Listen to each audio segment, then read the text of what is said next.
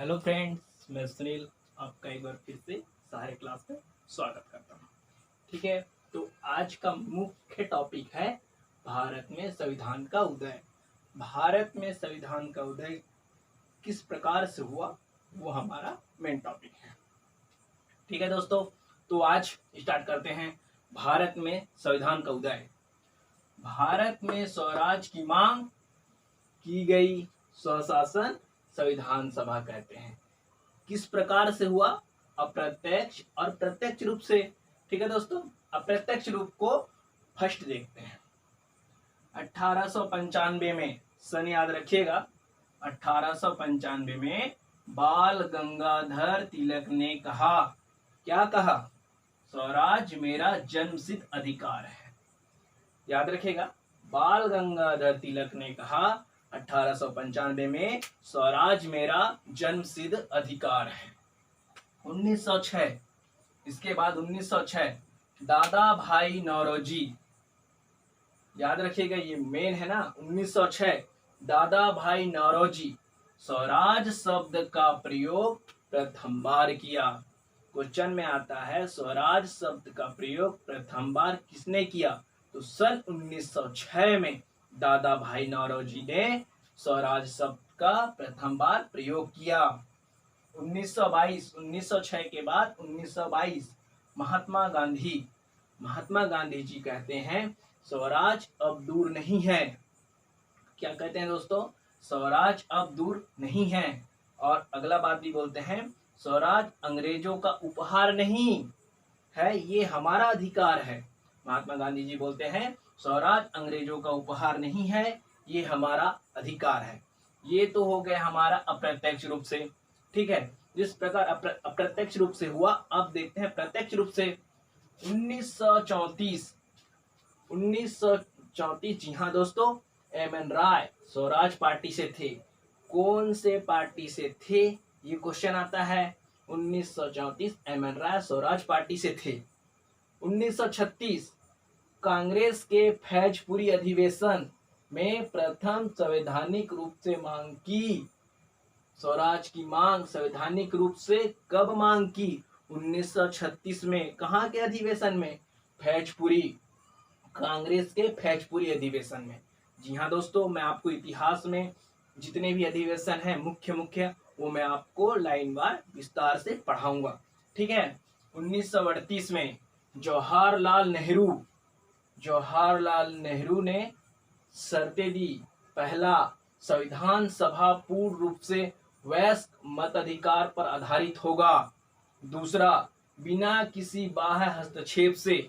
याद रखेगा दोस्तों, ये दो चीज को अंग्रेजों ने मान लिया। देखिए, अंग्रेजों ने 1940 में सैद्धांतिक रूप से स्वीकार किया और इसे अगस्त प्रस्ताव के नाम से जाना गया।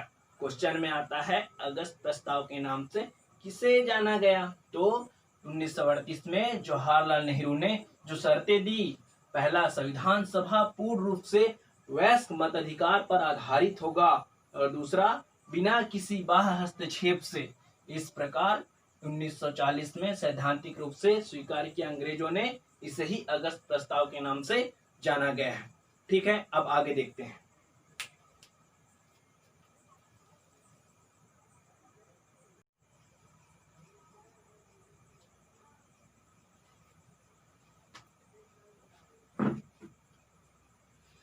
हाँ दोस्तों, अब आगे नोट। 1934 के पटना अधिवेशन में कांग्रेस ने वयस्क मताधिकार के आधार पर संविधान सभा गठन का प्रस्ताव पारित किया। याद रखिएगा दोस्तों, 1934 के पटना अधिवेशन में कांग्रेस ने वयस्क मताधिकार के आधार पर संविधान सभा गठन का प्रस्ताव पारित किया। एमपी है इसलिए नोट करके लिखा दिया हूं ताकि आप इसे भूलो मत। अगस्त प्रस्ताव मैंने आपको वहां बताया था, फिर भी यहाँ पे मैं नोट करके इसलिए लिखा देता हूं ताकि आपको याद रहे। अगस्त प्रस्ताव 1940 में आया था। कब आया था दोस्तों?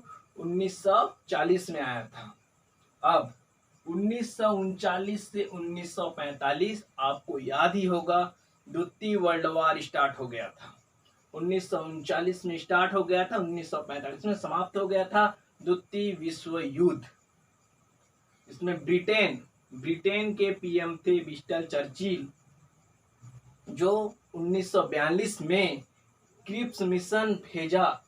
ठीक है, ब्रिटेन के पीएम ने 1942 में भारत में क्रिप्स मिशन भेजा, जिसमें शर्तें थे। कौन कौन सी शर्तें थे, ध्यान दीजिएगा।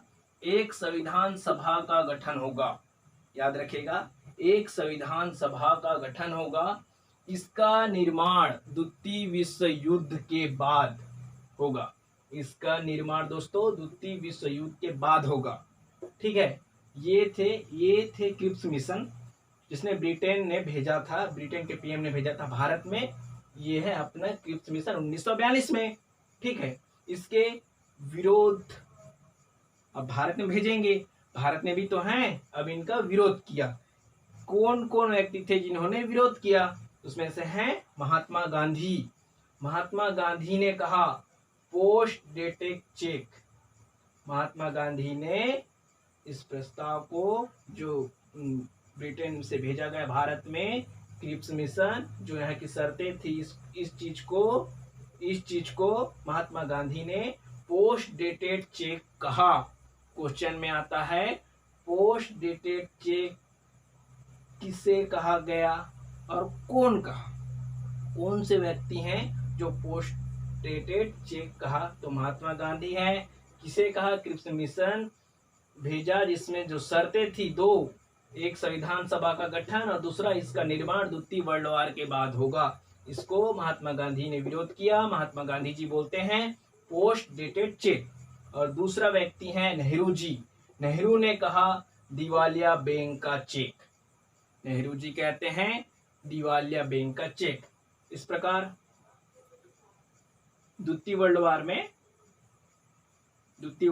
1939 से 1945 तक, ये बहुत आईएमपी है, इसलिए मैं आपको फैक्ट चीज ही बता रहा हूं जिसे आप याद रख सको। ठीक है, अब आगे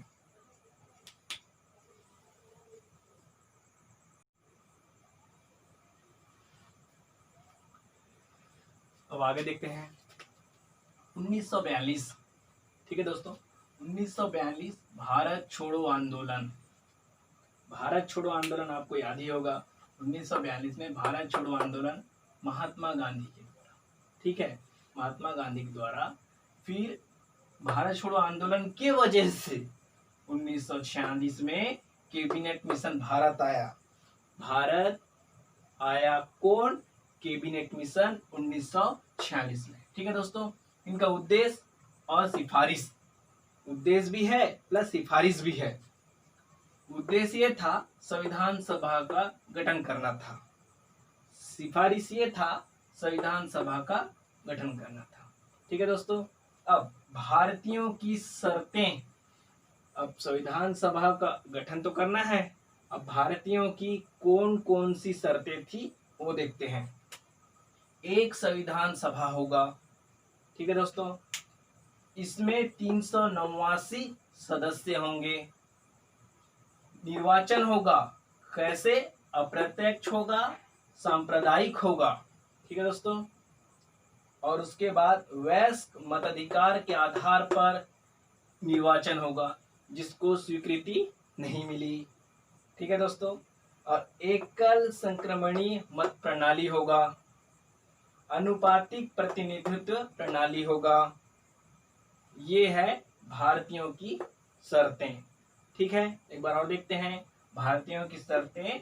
एक संविधान सभा होगा, इसमें 389 सदस्य होंगे।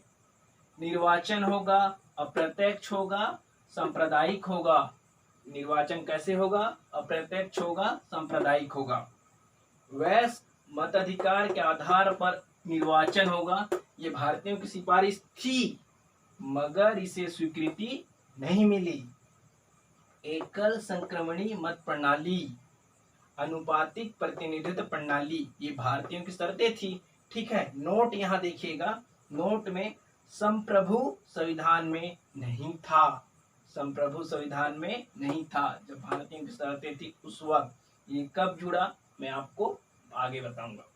अब आगे देखते हैं। संविधान सभा में 389 सदस्य होंगे। अब 389 जो सदस्य हैं कौन कौन से होंगे वो देखते हैं। 292 ब्रिटिश रियासतें होंगी। 292 ब्रिटिश रियासतें होंगे। 93 देसी रियासतें होंगी। 93 देसी रियासतें होंगी और 4 ब्रिटिश प्रेसिडेंसी होंगे। ठीक है दोस्तों, 4 ब्रिटिश प्रेसिडेंसी होंगे। ब्रिटिश प्रेसिडेंसी और ब्रिटिश रियासतें टोटल मिला के 296 हो गए और 93 को मिला के 389 हो गए। ठीक है दोस्तों, अभी ब्रिटिश प्रेसिडेंसी उनमें कौन कौन से होंगे वो मैं बता रहा हूं। 4 ब्रिटिश प्रेसिडेंसी दिल्ली, कर्नाटक, मेवाड़, बलूचिस्तान, ये इस प्रकार 4 ब्रिटिश प्रेसिडेंसी होंगे। संविधान सभा में 389 सदस्य होंगे जिसमें 4 ब्रिटिश प्रेसिडेंसी होंगे और वो ब्रिटिश प्रेसिडेंसी इस प्रकार से है।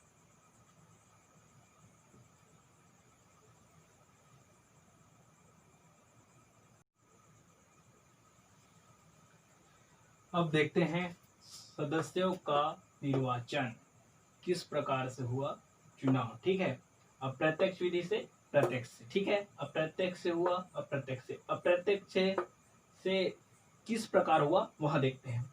संविधान सभा के सदस्यों का निर्वाचन अप्रत्यक्ष रूप से किया गया था। संविधान सभा के सदस्यों का निर्वाचन अप्रत्यक्ष रूप से किया गया था। याद रखिएगा दोस्तों, आईएमपी है। ठीक है, अप्रत्यक्ष से प्रत्यक्ष में देखिएगा, कैबिनेट मिशन द्वारा भारतीयों को 3 भागों में बांटा गया था। कैबिनेट मिशन द्वारा भारतीयों को कितने भागों में बांटा गया था? 3 भागों में बांटा गया था। वो 3 भाग कौन कौन से हैं? मुस्लिम, सिख और सामान्य। ठीक है दोस्तों, कैबिनेट मिशन द्वारा भारतीयों को 3 भागों में बांटा गया था। वो है मुस्लिम, सिख और सामान्य। ठीक है, और आज के फैक्ट में आते हैं। नोट, देसी रियासतों के सदस्यों का चुनाव रियासतों के प्रमुख द्वारा किया गया था। देसी रियासतों के सदस्यों का चुनाव रियासतों के प्रमुख जो होते हैं उनके द्वारा किया गया था। और दूसरा फैक्ट है, संविधान सभा में आम जनता एवं मीडिया को जाने की इजाजत थी कि नहीं थी? अगले वीडियो में बताऊंगा आपको। लेकिन संविधान सभा में आम जनता एंड मीडिया को जाने की इजाजत थी। उसके बाद आ जाते हैं एकल संक्रमणी मत प्रणाली। ठीक है, इसको हम जब एकल संक्रमण मत प्रणाली चुनाव वगैरह में आएंगे फिर मैं आपको डिटेल से बताऊंगा। ठीक है, इसको आगे देखेंगे। अनुपातिक प्रतिनिधित्व प्रणाली, प्रत्येक 10 लाख संख्याओं में एक प्रतिनिधित्व का प्रावधान किया गया था। ठीक है, अनुपातिक प्रतिनिधित्व प्रणाली, प्रत्येक 10 लाख संख्याओं में एक प्रतिनिधित्व का प्रावधान किया गया था। ठीक है दोस्तों, आज का संविधान क्लास यहीं पे रोक देते हैं। मैं आपसे एक बात और बोलना चाहता हूँ, हम वीडियो इतना मेहनत से बनाते हैं तो प्लीज़ आप ज़्यादा से ज़्यादा लाइक, शेयर एवं सब्सक्राइब कीजिए एवं वीडियो को अंत तक जरूर देखें। जय भारत, जय छत्तीसगढ़।